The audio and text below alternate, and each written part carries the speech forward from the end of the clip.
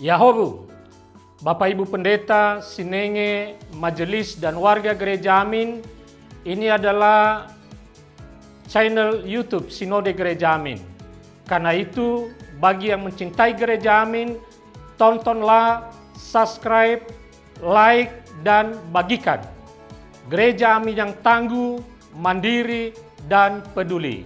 Tuhan Yesus memberkati.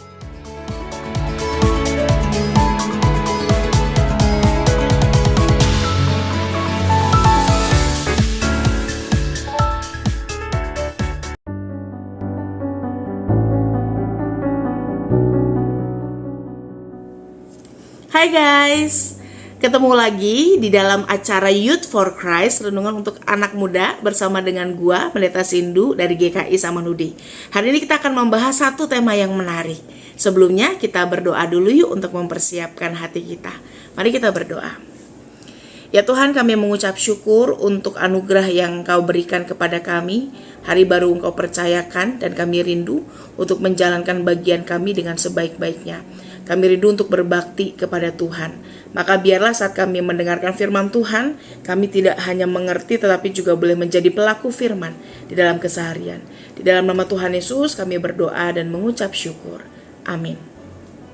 Teman-teman, Pendeta Samuel Akihari menulis satu renungan yang menarik yang berjudul tentang influence atau pengaruh.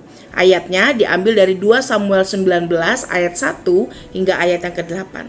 Tetapi secara khusus gue mau bacain highlight ayatnya nih teman-teman, dari ayat yang ke-7 dan juga ayat yang ke-8. Oleh sebab itu bangunlah, pergilah keluar dan berbicaralah menenangkan hati orang-orangmu. Ayat ke-8, lalu bangunlah raja dan duduk di pintu gerbang. Demikianlah firman Tuhan.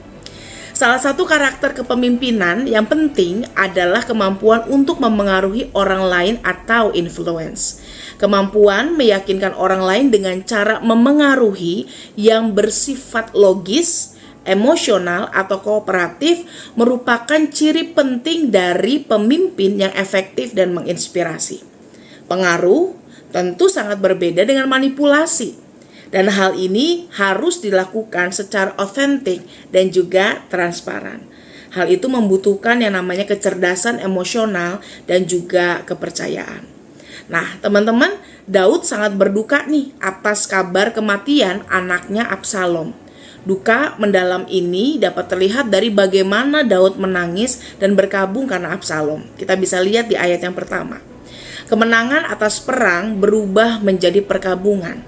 Kesedihan Daud yang mendalam tidak hanya dirasakan oleh dirinya sendiri, tetapi pada akhirnya juga menular ke seluruh negeri.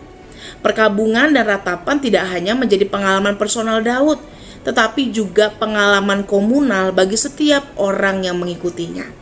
Dan dalam situasi ini, teman-teman, karakter kepemimpinan Daud diuji. Dalam kerapuhannya, dalam kesedihannya, ia belajar untuk meredakan dan memulihkan kesedihan orang-orangnya. Daud butuh dikuatkan, namun pada saat yang sama ia juga memiliki panggilan untuk menguatkan mereka yang berada bersama-sama dengan dia. Atas saran Yoab, Daud bangun, pergi keluar dan berbicara menenangkan hati orang-orangnya. Saat Daud merasa tenang, semua orang yang bersamanya juga beroleh ketenangan. Nah, youth, ada banyak sekali ujian yang bisa mengasah jiwa kepemimpinan seseorang. Memengaruhi dan juga meneguhkan itu bisa menjadi salah satu kuncinya.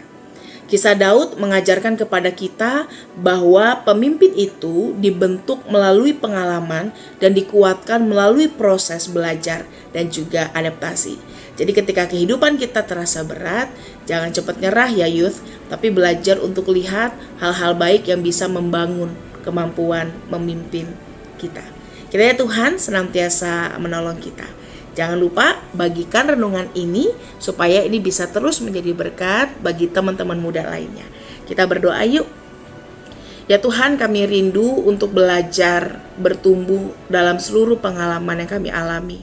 Kami menyadari bahwa hidup kami bukan tentang kami saja, tetapi juga tentang bagaimana kami memberi pengaruh baik kepada orang-orang di sekitar kami.